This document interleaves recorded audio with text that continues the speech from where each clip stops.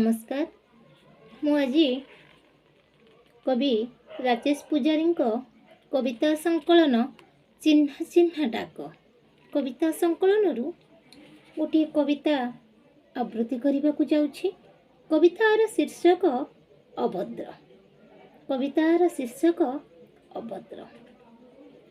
से माने जानती नहीं बेल थिला मु भी हले पाउंजी गढ़ी जतन रे बंसी साजी हेले कौन पाइली बंसी गला चुली को पाउंजी गला पानी को जी भेटिला अचिना अजिना परी काटिगला बाट जुआड़े भी गली बंद है सबरी कबाट निजे निजकू नुआ रूपे आविष्कार करने परे मुझे शिखी गली एठाकार चाली चलनी केमिति पिया जाए बुड़ी बुड़ी पानी जाणीगले केमिति मोड़ी हुए मुह दुनिया को पछ करी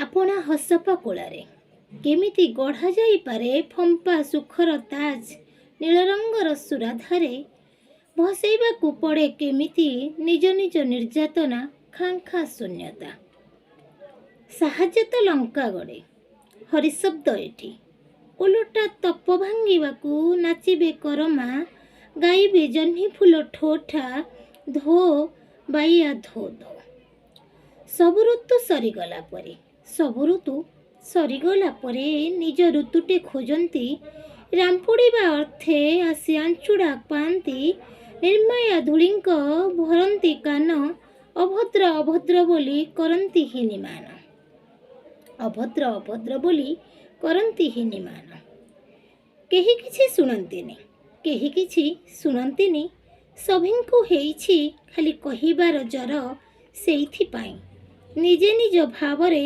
बिंदास रही अभद्र बोलेबा ही श्रेयस्कर निजे निज भावरे बिंदास रही अभद्र बोलेबा ही श्रेयस्कर।